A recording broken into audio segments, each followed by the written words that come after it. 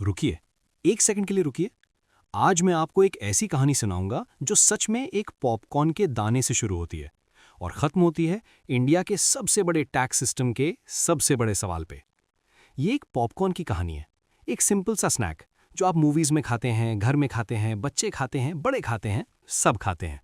लेकिन दिसंबर 2024 में इंडिया की फाइनेंस मिनिस्टर को एक प्रेस कॉन्फ्रेंस में खड़े होकर पॉपकॉर्न के बारे में स्पीच देनी पड़ी।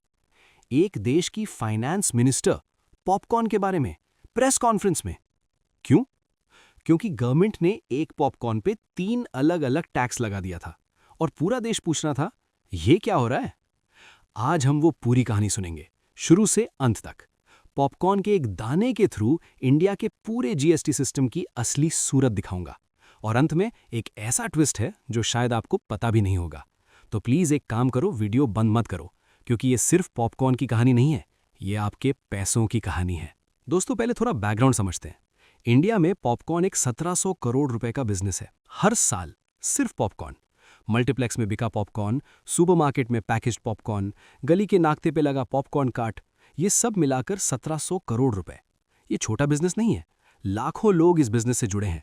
पॉपकॉर्न मशीन वाला, पैकेजिंग वाला, डिस्ट्रीब्यूटर, रिटेलर, मल्टीप्लेक्स, मॉल, सबका रोजगार। और इन सब लोगों को एक सिंपल सा सवाल पूछना था गवर्नमेंट से कि पॉपकॉर्न पे कितना जीएसटी लगेगा। लगता है सिंपल सवाल है ना, एक चीज एक जवाब। लेकिन भाई, जवाब 3 आया, 3 अलग अलग जवाब। और उसी 3 जवाब ने एक ऐसे तूफान को जन्म दिया जो पूरे देश में memes, jokes, news articles, parliament में सवाल, ऑपोजिशन की तालियां और फाइनेंस मिनिस्टर की प्रेस कॉन्फ्रेंस तक पहुंचा। ये कहानी वहां से शुरू होती है। 2017 में जब जीएसटी आया, तब पॉपकॉर्न के बारे में कोई खास रूल्स नहीं थे। हर स्टेट अपने हिसाब से टैक्स लगाता था। कोई 5% लगाता था, कोई 12% लगाता था, कोई कुछ नहीं लगाता था। जीएसटी का आइडिया यही था कि ये सब कंफ्यूजन खत्म हो, one nation one tax.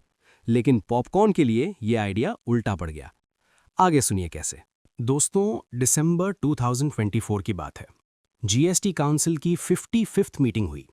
Finance minister Nirmala Sitharaman ji बैठीं, स्टेट्स के फाइनेंस मिनिस्टर्स बैठे, बड़े बड़े ऑफिशियल्स बैठे, और उन्होंने डिसाइड किया पॉपकॉर्न का टैक्स क्लियर करते हैं। और ये क्लैरिटी कुछ ऐसे आई।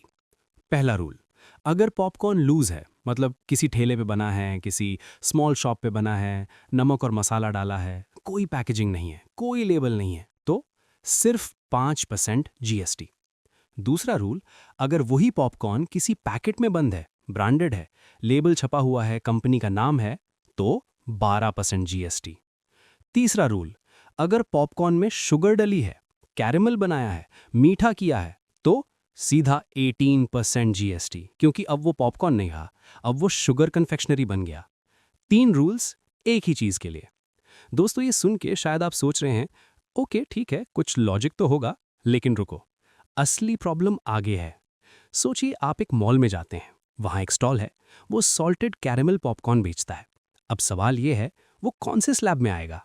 नमक है तो 5%, पैकेज्ड है तो 12%, शुगर है तो 18%। तीनों क्राइटेरिया एक साथ प्रेजेंट हैं एक ही प्रोडक्ट में। तो अब क्या होगा? टैक्स इंस्पेक्टर आएगा, प्रोडक्ट देख के डिसाइड करेगा, और अगर उसकी और आपकी अंडरस्टैंडिंग अलग हुई तो केस कोर्ट में। यही हुआ एक्चुअली। एक widely circulated image social media पे आई, एक सॉल्ट कैरेमल पॉपकॉर्न पैकेट की, जिसमें लिखा था कि अब इस पे कितना टैक्स लगेगा कोई नहीं जानता, गुड्स एंड सर्विसेज टैक्स। पूरा इंटरनेट हंस रहा था, और ये हंसना सिर्फ जोक्स नहीं था, इसमें एक बहुत सीरियस सवाल छुपा था। दोस्तों, जब ये मीम्स वायरल हुए, जब न्यूज़ में ये आने लगा, तब एक ऐसा मोमेंट आया जो इंडिया के टैक्स हिस्ट्री में हमेशा याद रखा जाएगा। फाइनेंस मिनिस्टर को खुद आके एक्सप्लेन करना पड़ा, पॉपकॉर्न। वो प्रेस कॉन्फ्रेंस में खड़ी हुई, उन्होंने कहा, और मैं एग्जैक्टली याद करता हूं उनका लॉजिक। नमकीन पॉपकॉर्न जो सॉल्ट और स्पाइस वाला है, वो 5% पे है, क्योंकि वो नमकीन है, वो ज़रूरत है। पैकेज्ड पॉपकॉर्न जो सील्ड पैक में आता है, वो 12% पे है, क्योंकि वो एक ब्रांडेड प्रोसेस्ड प्रोडक्ट है। कैरेमल पॉपकॉर्न जो मीठा है, वो 18% पे है, क्योंकि उसमें शुगर है, और शुगर वाली चीज़ लग्जरी है। मतलब तेरी भूख ज़रूरत है, तेरा टेस्ट लग्जरी है। दोस्तों, ये सुन के पूरे देश ने एक साथ रिएक्शन दिया। सोशल मीडिया पे मीम्स आ गए, ट्विटर पे ट्रेंडिंग हो गया, इंस्टाग्राम पे रील्स बन गई, व्हाट्सएप ग्रुप्स में फॉरवर्ड होने लगा, और खुद 2 बड़े बड़े इकोनॉमिस्ट ने रिएक्शन दिया। एक फॉर्मर चीफ इकोनॉमिक एडवाइजर ने कहा, पॉपकॉर्न की पूरी सेल्स 1700 करोड़ हैं। इस पे 18% जीएसटी कलेक्शन मैक्सिमम 300 करोड़ होगा। ये पूरे जीएसटी कलेक्शन का सिर्फ 0.013% है। 0.013% एक्स्ट्रा रेवेन्यू के लिए इतनी कॉम्प्लेक्सिटी क्यों? दूसरे former chief economic adviser Arvind Subramanian ने इसे नेशनल ट्रेजेडी कहा। उन्होंने कहा, ये जीएसटी की असली स्पिरिट के साथ विश्वासघात है। GST good and simple tax होना चाहिए था। ये तो और भी कॉम्प्लिकेटेड होता जा रहा है। दोस्तों, अब मैं आपको असली बात बताता हूँ। पॉपकॉर्न का ये इशू अकेला नहीं था, ये तो एक सिम्टम था। बीमारी कुछ और थी।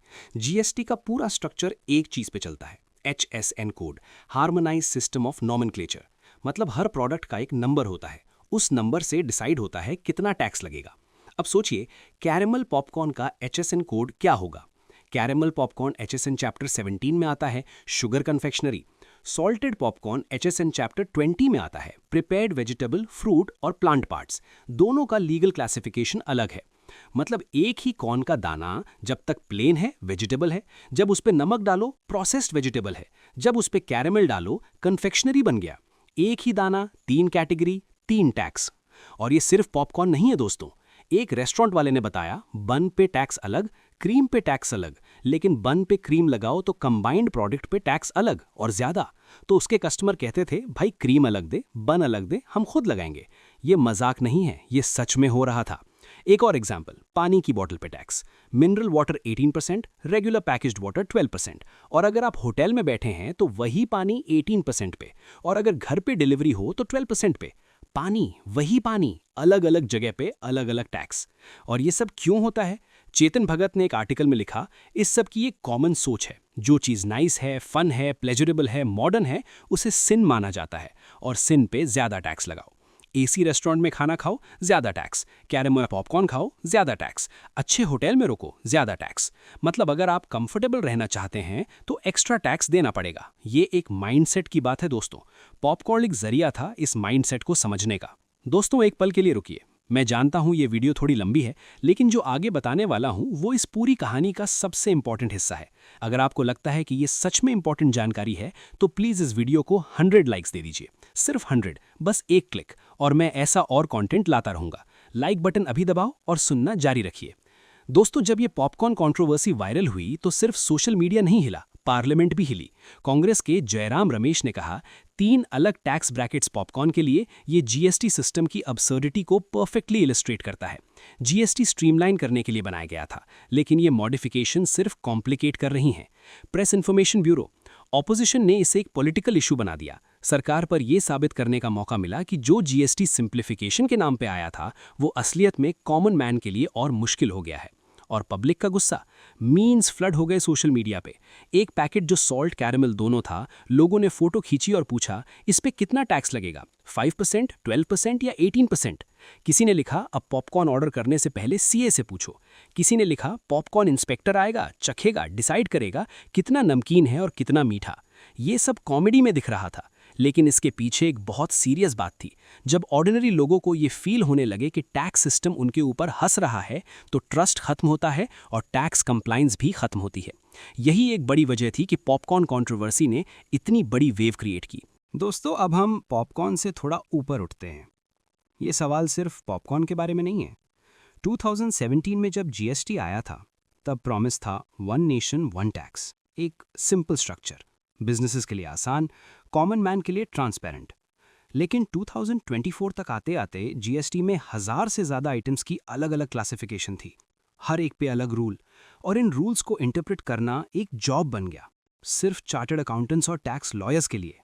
चेतन भगत ने लिखा, जीएसटी का पूरा आइडिया था सिंप्लिसिटी। अगर मल्टीपल स्लैब्स हैं, सेसेस हैं और पॉलिसी मेकर्स के हाथ में आर्बिट्ररी पावर्स हैं, तो ऐसा जीएसटी होना और ना होना एक जैसा है। 2017 की रिफॉर्म का कोई फायदा नहीं रहा। Goods and services tax. सोचिए, एक छोटे शॉपकीपर के बारे में जो पॉपकॉर्न बेचता है।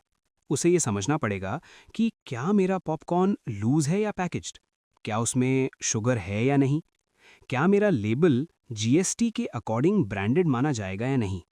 एक पॉपकॉर्न बेचने के लिए एक छोटे दुकानदार को इन 3 सवालों के लीगल जवाब जानने चाहिए। अगर वो गलत डिसाइड करे और टैक्स ऑफिसर अलग डिसाइड करे तो पेनल्टी, जुर्माना, केस, ये बर्डन किस पे पड़ रहा है? छोटे बिजनेस पे। और अगर छोटा बिजनेस ये सब समझे नहीं तो क्या करेगा? या तो सिस्टम से बाहर रहेगा, या इनफॉर्मल इकोनॉमी में चलेगा, या सीए हायर करेगा जो उसकी पॉपकॉर्न सेलिंग से ज़्यादा कॉस्टली है।